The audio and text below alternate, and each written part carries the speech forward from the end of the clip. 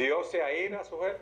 Sí, la Biblia dice claramente que Dios aborrece el pecado y reacciona hacia el pecado. Ahora fíjate, la ira de Dios no es una rabia ciega e incontrolada, sino una justa indignación contra el pecado del hombre. Y como hemos dicho muchas veces, mira Eduardo, si Dios no tuviera ira, tampoco tuviera amor. Lo contrario de una persona que no siente ira no es amor, es indiferencia. O sea, si tú dices, por ejemplo, que tú amas a tu esposa y la ves sufriendo, o incluso tú ves que alguien le hace daño a tu esposa y eso a ti no te indigna, eso a ti no te produce ira, la verdad es que tú no amas a tu esposa, tú eres un indiferente. Así que nuestro Dios no es indiferente al pecado, nuestro Dios no es indiferente a aquello que daña su creación y aquello que daña a los seres humanos. Entonces la ira de Dios es producto del hecho de que Dios es un Dios de amor, aunque para muchas personas eso pueda parecer sumamente paradójico. Sujel, si nosotros somos creados a la imagen de Dios, entonces, ¿por qué nosotros tenemos esa ira, ese enojo, esa ansiedad, que son, ¿verdad?, emociones negativas? Bueno, lo que pasa, Eduardo, es que hay emociones negativas que no por eso no dejan de ser correctas. Perdón, quizás, yo no sé si la palabra es negativa, ¿cómo tú catalogarías, por ejemplo, la ira? ¿Es correcto que un ser humano que dice amar a los niños sienta ira ante el tema del aborto? Eso, sí, bien. ¿Tú catalogarías esa ira como negativa?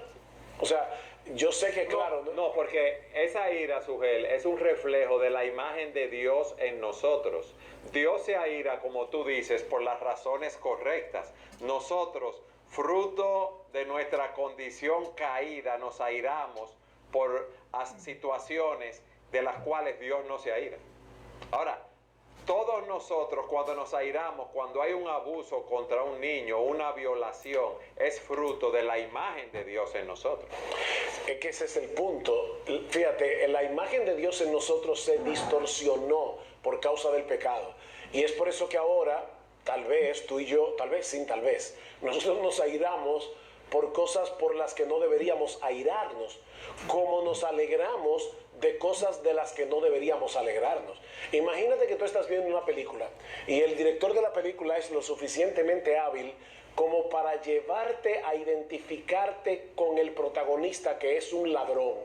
Entonces llega un momento que tú quieres que el ladrón que venza, que él burle la policía, que él se salga con la suya, porque el director en una forma muy sutil te llevó a identificarte con alguien que estaba haciendo lo malo y tú te alegras de eso.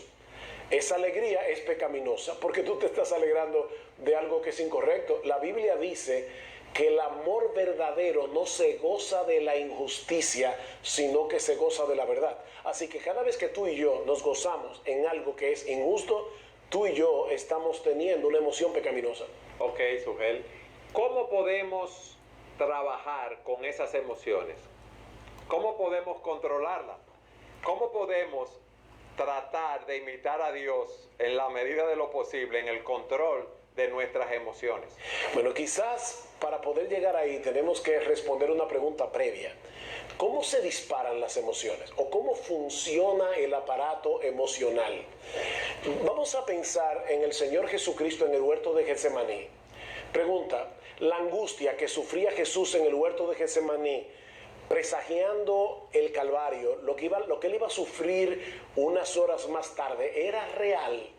Claro que sí. Era real. Él tenía una perspectiva correcta del dolor espiritual y físico que él iba a padecer unas horas más tarde.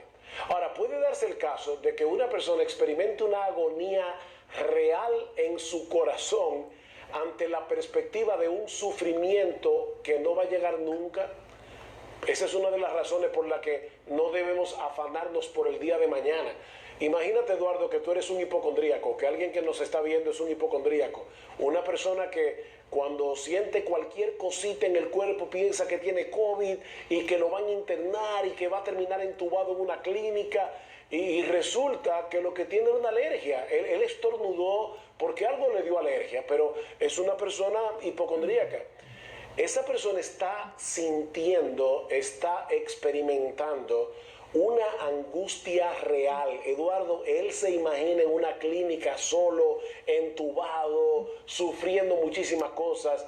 Su angustia es real, pero lo que la está causando no lo es. O sea que su manera de pensar lo está afectando, Sujel, entonces. Su enfoque de las cosas. Su perspectiva o percepción de las cosas es irreal. Por eso es que alguien ha dicho que nuestras emociones revelan nuestros valores y creencias. Yo no tengo temor de perder aquello que a mis ojos tiene muy poco o ningún valor. Yo no me airo por lo que no me importa. Las emociones siempre tienen un objeto en la mira que a nuestros ojos poseen algún tipo de valor. Déjame darte un ejemplo práctico aquí. Imagínate un soltero, él está enamorado de una muchacha y él está completamente seguro, Eduardo, de que cuando él le exprese su amor y su deseo de casarse con ella le va a decir que sí, y él está contentísimo, alegre por algo que no va a pasar, porque tal vez ella le va a decir que no. O el individuo que cree que mañana le van a subir el sueldo y resulta que mañana lo botan del trabajo.